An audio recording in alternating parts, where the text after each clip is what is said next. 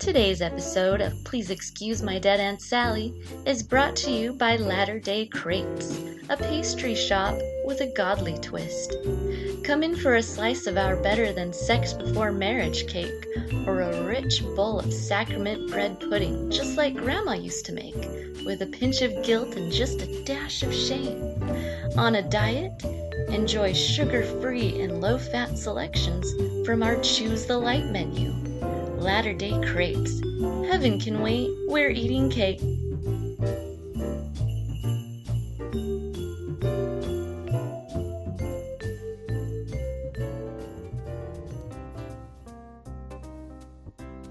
Today on Please Excuse My Dead Aunt Sally, Mike realizes almost immediately that it was a shockingly bad idea to give Suzy an entire episode all to herself.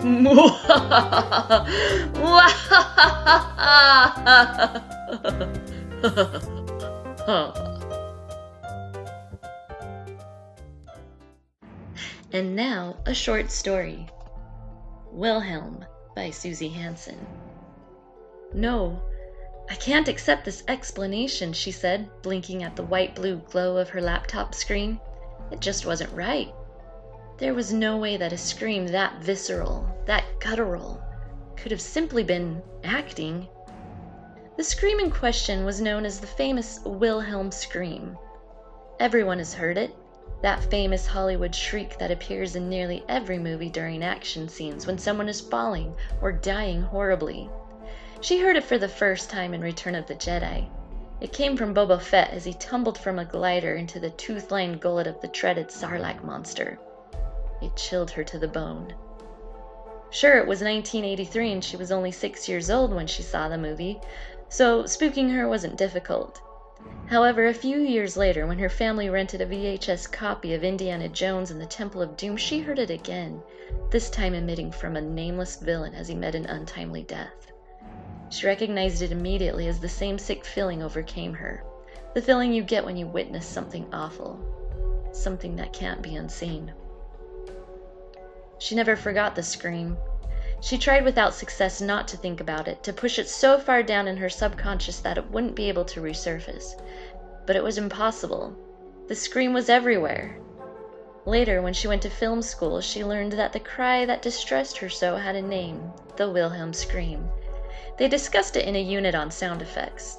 Her instructor explained that nobody knew the origin of the scream, which only made her obsession grow. As her graduation date approached, she decided to do her final film project on the Wilhelm scream. Like therapy, perhaps if she uncovered the origins, she would feel better about it. Fortunately, it was 1999, and she had the early World Wide Web to aid her in her search. But she was crushed when a lengthy search engine result produced one short paragraph on the screen called Wilhelm. It was simply taken from a scene where an actor plays a character getting eaten by an alligator. It wasn't real. It was just great acting. She was crushed and confused. How could that be acting? It was too primal, too real. Her lifelong obsession and fear was completely unwarranted, at least according to the internet. Why are they burying the truth? She asked herself out loud. Who was the real victim? Where did that scream really come from? From that point on, her life was dedicated not only to studying film, but to uncovering the truth. She left her small college town and went to Hollywood. Fortunately, she was pretty, and she was able to make good tips waiting on tables in a ritzy bistro near a film studio. She did extra work in films on the side and eventually worked her way into being a personal assistant to a film producer. When she explained her quest to her boss, he was stunned. Most people come to Hollywood to become stars or directors. You? You just want to learn about some stupid stock audio scream? He shook his head and referred her to his psychiatrist. She promised to schedule an appointment as soon as she found the time. The promise was a lie and only furthered her quest for the truth. There's someone who can help you, he said, his hand waving to get the bartender's attention. She'd been drowning her sorrows, and she always talked too much when drunk. Nobody can help me, she replied. They're all trying to hide the truth from me because the truth The truth is obviously too horrible for the general public. She'd read up on the Illuminati and stonemasons and the Hollywood sex abuse rings. Corey Feldman, Corey Haim. They were just two of the countless victims of the conspiracy. Everything was connected and it all tied back, somehow, to the Wilhelm scream. Who really screamed and who recorded it? What happened the day that awful cry of mortality was captured forever? And why did the perverted Hollywood elite insist on hiding it in plain sight? Was it some sort of a sick joke? The mysterious stranger at the bar ordered her another gin and tonic and told her about a secret society, one that he himself had belonged to years ago. He was shunned when he rejected their sick ways and was blackballed from the world of entertainment as a result. He wrote down an address, and as he slipped it into her hand, he leaned in and whispered, "You never met me," before making a hasty exit from the bar. Something about the stranger rang with truth, and she felt a shiver of anticipation work its way from her spine to her toes.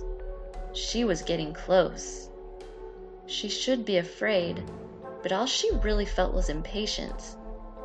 She was ready for the mystery to end, for the lies to be exposed, and she would be the one to reveal all to the world. Armed with nothing but her video camera, she made her way to the address, which was written in blood-red ink on a wilted cardboard coaster.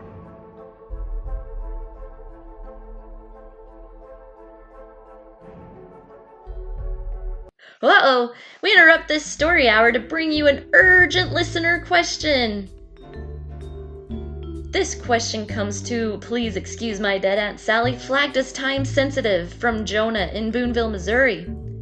We better check and see, just to make sure. Jonah writes, "Suzy, when I heard you play the melodica in your conspiracy theory intro, it was the most beautiful sound I ever heard, as though the purest, loveliest angel from heaven was blowing into a golden kazoo. Would you please play my favorite song, the theme from The Muppet Show? I feel like if you could do this one thing for me, it would bring me everlasting happiness." Well, Jonah, who am I to deny everlasting happiness to anyone?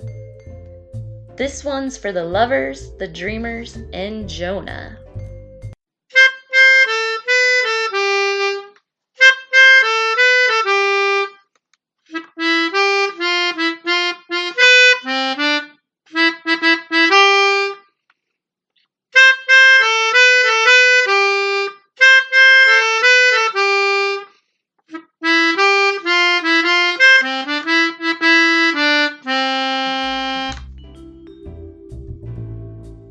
Well, Jonah, I butchered that a little bit, but I hope you enjoyed it just the same.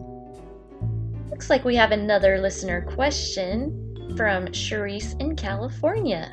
Charisse in California writes, "Please excuse my dead Aunt Sally. I listened to your podcast while organizing the knick-knack tray in my kitchen. I found yours and Suzy's insights on Hawaiian cave kazoos very soothing, while sorting through glue sticks, random coins, and expired coupons. During this process, I came across a half-dozen unsharpened pencils with the erasers completely worn down. What could cause something as mysterious as this? Some type of rubber-gnawing gnome? Perhaps extraterrestrial editors? Any insight into this puzzling pencil problem would be appreciated. Sincerely, Charisse in California. P.S. Attached is a picture of my knick-knack tray for reference." Well, listeners, this is a perplexing case. I'm going to go ahead and post the picture of her knick-knack drawer that she shared with us on our Facebook page. I'd love to hear your thoughts and theories as to what could be eating away at her unsharpened pencils erasers. As for me, I have some theories, but I feel like revealing them at this time would not only endanger Charisse in California, but the rest of the world as well. Stay tuned. Well, unfortunately, that seems to be all we have time for on today's episode. If you'd like to hear the conclusion to Wilhelm's scream, Let me know on Facebook, and I'll see what I can do. Hey, you're a fucking idiot. We're all doing that. Bye-bye.